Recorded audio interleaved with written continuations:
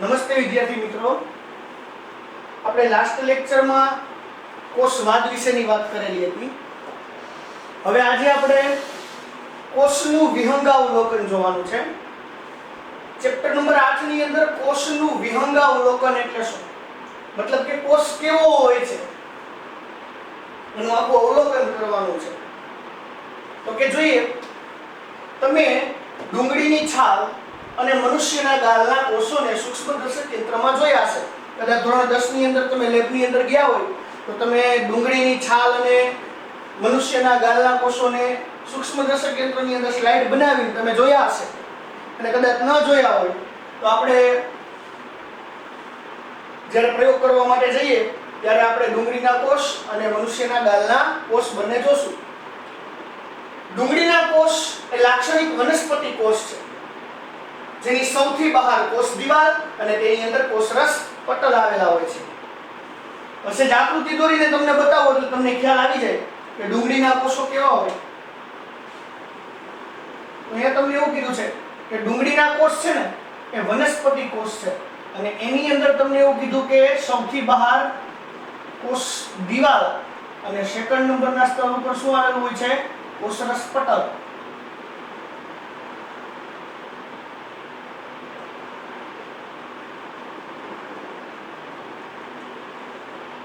તમે ડુંગળીના કોષને જોશો ને એટલે આવી રીતે દેખાશે.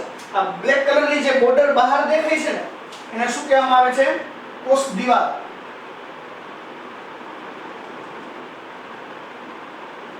જ્યારે આની અંદરની બાજુએ તમે જુઓ ને તો તમને આવું બીજા નંબરનું લેયર જે દેખાય, આ જે બીજા નંબરનું લેયર આપણે જે જોયું એને શું કહીએ છીએ? કોષરસ પટલ. ખ્યાલ આવી ગયો બધાને? કારણ કે વનસ્પતિ કોષ છે. આપણે હમણાં આગળના લેક્ચરમાં વાત કરી ગયા હતા કે મેથિયસ લીડને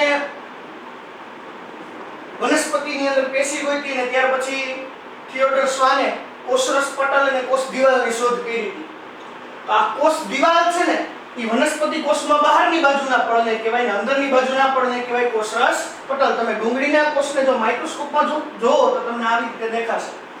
જ્યારે ગાલના કોષમાં બહારની બાજુએ ફક્ત એક જ બાહ્ય પટલ જોવા મળે છે.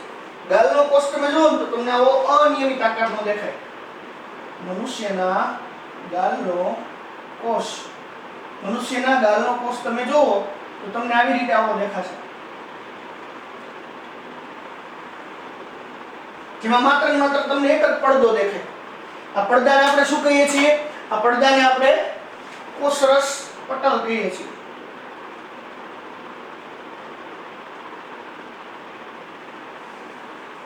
બીજું તમને એવું કીધું છે કે પ્રત્યેક કોષની અંદર એક સઘન પટલની રચના જોવા મળે છે, જેને કોષ કેન્દ્ર કહે છે. કે દરેક કોષની અંદર એક સઘન પટલની એટલે કે પડદાવાળી જે રચના જોવા મળે, આ રચનાને આપણે કોષ કેન્દ્ર કહીએ છીએ. તમે ડુંગળીનો કોષ જોવો કે મનુષ્યના ગાલનો કોષ જોવો, બંને કોષની અંદર વચ્ચેની બાજુએ તમને એક સઘન એવી પડદાયુક્ત આવી રચના દેખાય.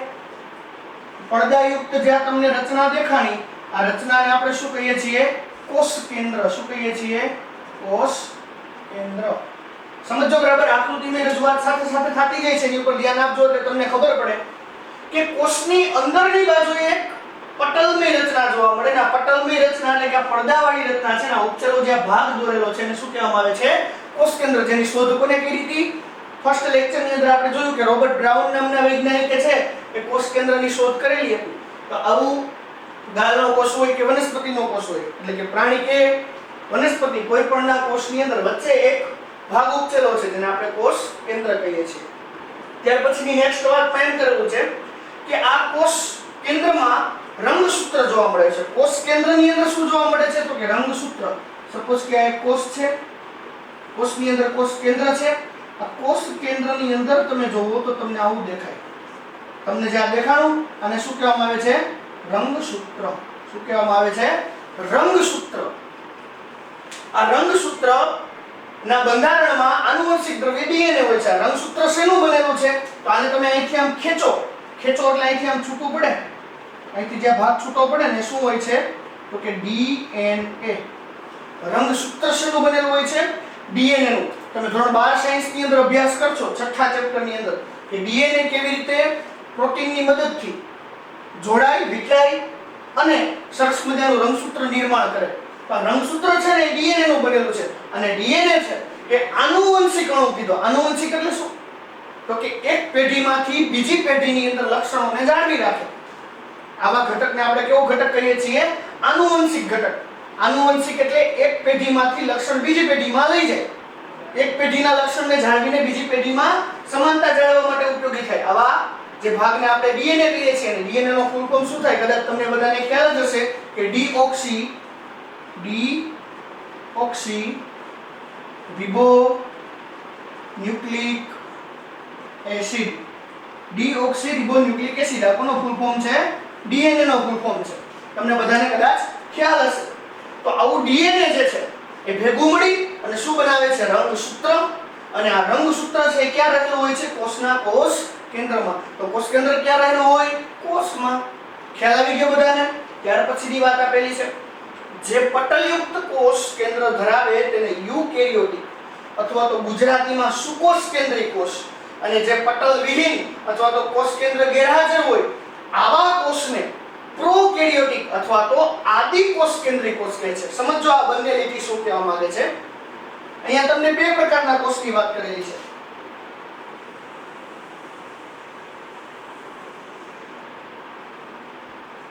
સપોઝ કે મેં અહીંયા એક કોષ દોરેલો છે તો આ કોષની અંદર એને એવું કીધું કે ના કોષ કેન્દ્રની ફરતે સરસ મજાનો પડદો હાજર છે ભાઈ. અમે કોષ કેન્દ્ર દોર્યું. આ કોષ કેન્દ્રની માથે સરસ મજાનો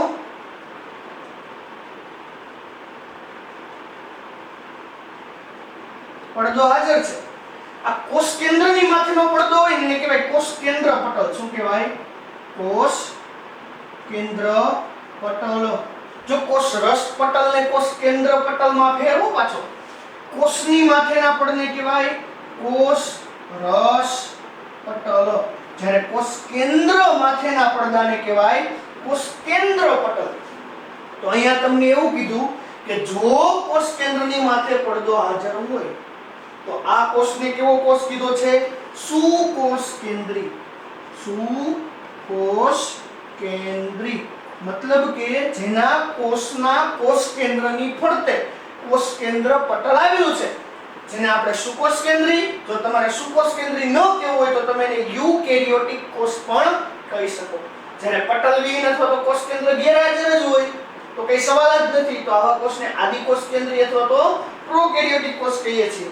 સેકન્ડ કોષ અહીં બાજુમાં દોરું છું કે આ કોષની અંદર તમે જોઈ શકો છો કે કોષ કેન્દ્ર પટલ ગેરહાજર છે, કોષ કેન્દ્ર પટલ આવેલું નથી. તો કોષ કેન્દ્ર પટલ હાજર નથી એટલે આ કોષને કેવો કહેવાય? આદિ કોષ કેન્દ્રી. ખ્યાલ આવી ગયો બધાને? સુકોષ કેન્દ્રી અને આદિ કોષ કેન્દ્રી વચ્ચે તફાવત ખ્યાલ આવી ગયો? જેમાં કોષ કેન્દ્ર પટલ હાજર છે એ સુકોષ કેન્દ્રી, જેમાં કોષ કેન્દ્ર પટલ ગેરહાજર છે એ આદિ કોષ કેન્દ્રી. સિમ્પલ વસ્તુ છે. અંગ્રેજીમાં કેવું હોય તો કોષ કેન્દ્ર પટલ વાળો યુકેરિયોટિક અને કોષ કેન્દ્ર પટલ વગરનો પ્રોકેરિયોટિક. બંનેમાં અર્ધ તરલ આધારક દ્રવ્ય હોય છે જેને કોષ રસ કહે છે. હવે જો આ બેમાં મેઇન ડિફરન્સ તો એક જ કીધો અત્યારે તમને કે આમાં કોષ કેન્દ્ર પટલ છે, આમાં કોષ કેન્દ્ર પટલ નથી, પરંતુ બંનેની અંદર અર્ધ તરલ આધારક દ્રવ્ય ભરેલું છે. અર્ધ તરલ આધારક દ્રવ્ય એટલે શું? તો કે અહીંયા લિક્વિડ જેવું પાણી જેવું કંઈક ભરેલું છે. પાણી જેવું અર્ધ તરલ આધારક દ્રવ્ય જે ભરેલું છે આ દ્રવ્યને આપણે શું કહીએ છીએ? તો કે કોષ રસ. જે આદિ કોષ કેન્દ્રી અને સુકોષ કેન્દ્રી બંને પ્રકારના કોષની અંદર આવું દ્રવ્ય જોવા મળે છે. આ અર્ધ તરલ જે દ્રવ્ય રહેલું છે આ દ્રવ્યને આપણે શું કહીએ છીએ? કોષ રસ. ખ્યાલ આવી ગયો બધાને?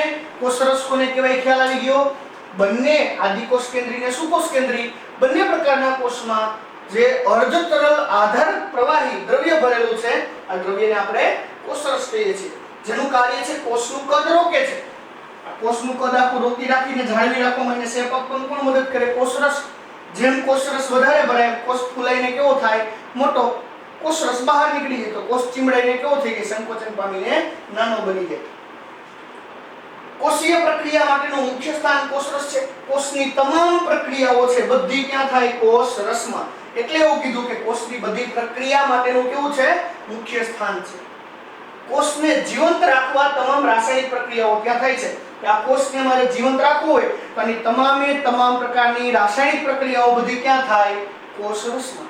એટલે તમને એવું કીધું કે કોષને જીવંત રાખવા માટેની તમામ પ્રકારની રાસાયણિક પ્રક્રિયાઓ આદિકોષ કેન્દ્રીય હોય કે સુકોષ કેન્દ્રીય હોય એના કયા ભાગમાં થાય? કોષ રસમાં. તો આટલો તમને ખ્યાલ આવી જ ગયો છે. ત્યાર પછી વાત કરેલી છે સુકોષ કેન્દ્રીય કોષમાં કોષ કેન્દ્ર ઉપરાંત પટલમય સંરચનાઓ જોવા મળે છે. કોષ કેન્દ્ર તો છે જ, જો માત્ર સુકોષ કેન્દ્રની વાત કરીએ, આદિકોષ કેન્દ્રીને ઘડીક સાઈડમાં જવા દો. સુકોષ કેન્દ્રીય કોષમાં કોષ કેન્દ્ર ઉપરાંત પટલમય રચના જોવા મળે. આ પટલમય સંરચનાને આપણે અંગિકાઓ કહીએ છીએ. શું કહીએ છીએ? અંગિકાઓ. આવી અંગિકાઓ કઈ કઈ? તો અહીંયા અમે હજી દોરેલી નથી, હમણાં તમને અંગિકાઓ બતાવું. તો કે જેવી કે અંતઃકોષરસ જાળ. સુકોષ કેન્દ્રીય કોષના કોષ કેન્દ્રની બાજુમાં આવી સરસ મજાની જાળી જેવી રચના નીકળે, જેને આપણે શું કહીએ છીએ? અંતઃકોષરસ જાળ. આ જે મેં દોરેલું છે એ શું છે? અંતઃકોષરસ જાળ. સમજો બરાબર? કોષની બાજુમાંથી નીકળતી આવી જાળીદાર રચના, આ રચનાને શું કહેવાય? અંતઃકોષરસ જાળ. ખ્યાલ આવી ગયો? જે કોષની અંગિકા છે. આ સિવાય એવું કીધું છે ગોલ્ગી કાય. બીજી વાત કીધી છે ગોલ્ગી કાય. કોષ કેન્દ્રની એકદમ નજીક જ થપ્પી જેવી આવી પ્લાસ્ટિકની થપ્પી જેવી રચના જોવા મળે. આ રચનાને શું કહેવામાં આવે છે? આ રચનાને કહેવામાં આવે છે ગોલ્ગી કાય. જો ગોલ્ગી કાય કીધું છે, ગોલ્ગી ગાય નથી કીધું. સમજો બરાબર? ગોલ્ગી ગાય નહીં, ગોલ્ગી કાય. બરાબર? ત્યાર પછી વાત કરેલી છે લાઇસોઝોમ્સ. સરસ મજાનું વાટકી જેવું આવી રચના જોવા મળે. આને શું કહેવામાં આવે છે? લાઇસોઝોમ્સ. લાઇસોઝોમ્સ નું કામ શું છે? તમે લગભગ ધોરણ 10 ની અંદર વિજ્ઞાનની અંદર ભણી ગયા છો કે અમીબાના શરીરમાં અંકુંચક રસધાની આવેલી હોય. આ સિવાય એની અંદર લાઇસોઝોમ્સ રહેલું છે. તો લાઇસોઝોમ્સ નું કાર્ય શું છે? બહારથી કોઈ પણ ઘટક શરીરમાં તમારા પ્રવેશે તો એ બાહ્ય ઘટકને પોતે કેચઅપ કરી પકડી અને એની અંદર ઓગાળી નાખે. મતલબ કે તમારા શરીરને પ્રોટેક્શન આપે. તો આ કોષને પ્રોટેક્શન આપવા માટે એની અંદર લાઇસોઝોમ્સ હોય. કોઈ પણ બાહ્ય બેક્ટેરિયા કે આતે આવીને કોષમાં ઘૂસી ગયું તો લાઇસોઝોમ એને ખાઈ જાય અને ઓગાળી નાખે. ત્યાર પછી વાત કરેલી છે કણાભસૂત્ર. કણાભસૂત્ર એટલે શું? તો તમને અહીંયા આકૃતિ દોરીને બતાવું છું. આ ઓશિકું નથી હો, તકિયું નથી. આ તકિયું, ઘણા એમ કે તકિયું દોર્યું છે, તો આ તકિયું નથી. આ શું છે? કણાભસૂત્ર છે. તમે નાના હશો ને ત્યારથી લગભગ ભણતા હશો કે કોષોનું પાવર હાઉસ કહેવાય એને. કોષોનું પાવર હાઉસ શું કામ કહેવામાં આવે છે? કારણ કે કોષની તમામ શક્તિ ઉત્પન્ન કોણ કરે છે? કણાભસૂત્ર. એટીપી સ્વરૂપે ઉત્પન્ન કરે. એટીપી એટલે ખ્યાલ છે ને બધાને? Adenosine triphosphate. બરોબર છે? તો આવું કણાભસૂત્ર. ત્યાર પછી વાત કરીએ છે સૂક્ષ્મકાય. સૂક્ષ્મકાય એટલે આવી નાની નાની રચનાઓ હોય છે, પાતળી પાતળી. અને આ સિવાય રસધાની. જો વનસ્પતિનો કોષ હોય ને તો એની અંદર રસધાની હોય. પ્રાણી કોષમાં રસધાની નથી હોતી. રસધાની એટલે કચરાપેટી જ છે, એક પ્રકારની કોષની કચરાપેટી કહેવાય. વનસ્પતિ કોષમાં મોટી બધી રસધાની હોય. જે નકામો પદાર્થ હોય ને વનસ્પતિનો, એ બધો કોષનો નકામો પદાર્થ ભેગો કરીને અંદર સંગ્રહ કરે. તમારા ઘરે જેમ કચરાપેટી હોય ને એમ વનસ્પતિ કોષની કચરાપેટી એટલે એની રસધાની. બરોબર છે? અહીંયા તમને આ જે અંગિકાઓ આપેલી છે એ માત્ર ને માત્ર કયા કોષમાં જોવા મળે છે? તો કે સુકોષ કેન્દ્રીય કોષમાં જોવા મળે છે. આદિકોષ કેન્દ્રીયમાં આવું કાંઈ હોતું નથી. જો તમને કીધું કે આદિકોષ કેન્દ્રીય કોષમાં આવી પટલમય અંગિકાનો અભાવ છે, નો ટણન નો ઢળન, આની અંદર કાંઈ વસ્તુ હોય નહીં. માત્ર ને માત્ર શું હોય? તો કે કોષ કેન્દ્ર વગરનું. એમાં કોષ કેન્દ્ર નથી, ખાલી કોષરસ ભરેલો એક ગોળો છે. બરોબર છે? આદિકોષ કેન્દ્રીય કોષ છે. જ્યારે સુકોષ કેન્દ્રીયમાં કોષ કેન્દ્ર પટલ હાજર છે, સરસ મજાની અંગિકાઓ હાજર છે અને કોષરસ છે. પછી વાત કરીએ છે રિબોઝોમ્સ. રિબોઝોમ્સ પટલવિહીન અંગિકા છે. હવે વાત કરી છે રિબોઝોમ્સ. રિબોઝોમ્સ કેવું કીધું છે? પટલવિહીન. પટલવિહીન એટલે કેવી? પડદા વગરની. જે સુકોષ કેન્દ્રીય અને આદિકોષ કેન્દ્રીય બંને પ્રકારના કોષમાં જોવા મળે. સુકોષ કેન્દ્રીયમાં જોવા મળે અને આદિકોષ કેન્દ્રીયમાં જોવા મળે. જો આ રિબોઝોમ્સ દોરું છું. જો આ નાની નાની ગોળી નથી, આ રિબોઝોમ્સ છે. આ જે મેં લાલ કલરની જે દોરી એ નાની નાની ઓલી કલે કલરની રૂપિયાની 10 આવે એવી ગોળી નથી ઓલી ખાવાની. બરોબર છે? ગીરી ગોળી કી કે સાહેબ ગોળીઓ દોરી તો એ ગોળીઓ નથી, પણ આ શું છે? નાની નાની રિબોઝોમ્સ છે. રિબોઝોમ્સ જે બંનેમાં જોવા મળે. પટલ વિહીન છે અંગિકા બંનેમાં જોવા મળે, આદિકોષ કેન્દ્રીયમાં મળે ને સુકોષ કેન્દ્રીયમાં જોવા મળે. તમે ધોરણ 12 સાયન્સ ની અંદર અભ્યાસ કરશો ત્યારે આવશે ઇન ડિટેલમાં. જ્યારે ભાષાંતરને આપણે કરશું ને ત્યારે રિબોસોમ્સનો ઉપયોગ થશે. ડીએનએ ની સિક્વન્સીસ પડતી હોય ને તો આવી બધી મહત્વની ઘટનાઓ નાની ગોળી છે પણ કામની બહુ અઘરી છે, બરોબર છે. તો એ ડીએનએ ની કોપી ને બધું બનતું હોય ત્યારે રિબોસોમ્સ ભાષાંતરમાં ને એમાં બધામાં સારી રીતે ભાગ ભજવતું હોય છે, બરોબર છે. રિબોસોમ્સ પાછા બે પ્રકારના હોય. આજ પાઠમાં આપણે ઇન ડિટેલમાં ભણશી 70 અને 80 છે. તો આ બંને પ્રકારના કોષની અંદર રિબોસોમ્સ જોવા મળે છે, આદિકોષ કેન્દ્રીય હોય કે સુકોષ કેન્દ્રીયમાં. ટૂંકામાં કારણ કે પટલ વિહીન છે. આ બાકીની બધી અંગિકાઓ છે ને પટલવાળી એટલે માત્ર સુકોષ કેન્દ્રીય જોવા મળે, આદિકોષ કેન્દ્રીયમાં જોવા મળતી નથી. ત્યાર પછી વાત કરી છે માત્ર કોષરસમાં જ જોવા મળે એવું નથી. રિબોસોમ્સ માત્ર કોષરસમાં જોવા મળે એવું નથી. આ સિવાય બે અંગિકાઓ જેવી કે હરિતકણ અને કણાભસૂત્ર આ બંનેની અંદર જોવા મળે છે. તમને બધાને ખ્યાલ હશે વનસ્પતિ પ્રકાશ સંશ્લેષણ કરી શકે. શું કામ? કારણ કે એની અંદર આવું સરસ મજાનું શું રહેલું હોય છે? હરિતકણ રહેલું છે. અને આ હરિતકણની અંદર આ જે મેં દોર્યું શું દોર્યું છે? હરિતકણ. આ હરિતકણની અંદર શું જોવા મળે છે?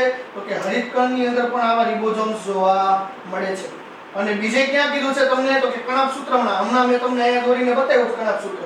તો કે ઘણી વખત કણાભસૂત્રના અંદરની બાજુના ભાગમાં પણ આવા ઝીણા ઝીણા રિબોસોમ્સ જોવા મળે. એટલે એવું કીધું કોષ રસમાં જ ખાલી રિબોસોમ જોવા મળે એવું નથી. આ સિવાય બે અંગિકાઓ જેવી કે હરિતકણ અને કણાભસૂત્ર આ બેમાં જોવા મળે. આ સિવાય કણિકામય અંતઃકોષરસ ઝાડ બતાવે. કોષરસ ઝાડ તમને દેખાય છે, ખાલી મેં અંતઃકોષરસ ઝાડ તમને બતાવેલી છે. પણ જો આની ઉપર રિબોસોમ્સની ગોળી ચોટેલી હોય તો આપણે આને શું કહી શકીએ? કણિકામય અંતઃકોષરસ ઝાડ. આને શું કહેવી પડે? કણિકામય અંતઃકોષરસ ઝાડ. શું કામ કણિકામય કીધી? કારણ કે એની ઉપર કણ હાજર થઈ ગયા. બીજા અર્થમાં તમે એને RER પણ કહી શકો. શું કામ RER કહીએ ગો? R એટલે શું થાય? Rough endoplasmic reticulum. અંતઃકોષરસ ઝાડને અંગ્રેજીમાં કહેવાય એન્ડોપ્લાઝમિક રેટિક્યુલમ. અને કણિકામય છે એટલે કેવી થાય? રફ. એટલા માટે તમે એને રફ એન્ડોપ્લાઝમિક રેટિક્યુલમ કહી શકો. જો આની ઉપર તમને રિબોસોમ્સ જોવા નથી મળતું તો એને આપણે SER કહીએ છીએ. SER એટલે સ્મૂથ એન્ડોપ્લાઝમિક રેટિક્યુલમ. સ્મૂથ એટલે કેવું? તો કે લીસું છે. એને અડો તો તમને એમાં ખરબચડું લાગે નહીં. જ્યારે આને તમે કણિકામય નો કહેવી તો ખરબચડી પણ કહી શકો. પણ કહેવાનો મારો મેઈન ભાવાર્થ છે કે રિબોસોમ્સ ત્રણ જગ્યાએ જોવા મળે: હરિતકણમાં, કણાભસૂત્રમાં અને અંતઃકોષરસ ઝાડ ઉપર.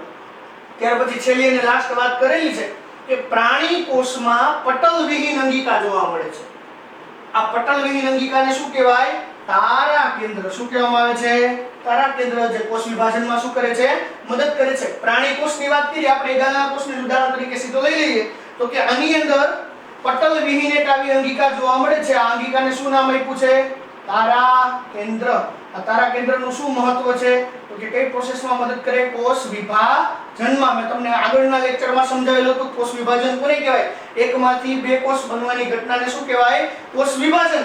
તો આવું કોષ વિભાજન થાય ને ત્યારે ત્રાકતંતુનું નિર્માણ કરશે. આના પછીના ચેપ્ટરમાં 10મા ચેપ્ટરમાં આપણે જોવાનું થશે. સોરી 9મા કે 10મા ચેપ્ટરની અંદર તમારે જોવાનું થશે કે કોષ વિભાજન કેવી રીતે થાય. એક તારા કેન્દ્ર ઉપર ને એક તારા કેન્દ્ર નીચે. આ બંને આવી રીતે વયવશે અને અહીંયાથી દ્વિધ્રુવીય ત્રાકનું નિર્માણ કરી સામે ખેંચાણ કરવામાં મદદ કરશે. તો કોષ એકમાંથી બે બને ને ત્યારે કોષના વિભાજનમાં એને કોણ મદદ કરે છે? તારા કેન્દ્ર. તો આજે આપણે આટલું રાખીએ. હવે પછીની વાત આપણે નેક્સ્ટ લેક્ચરમાં કરીશું.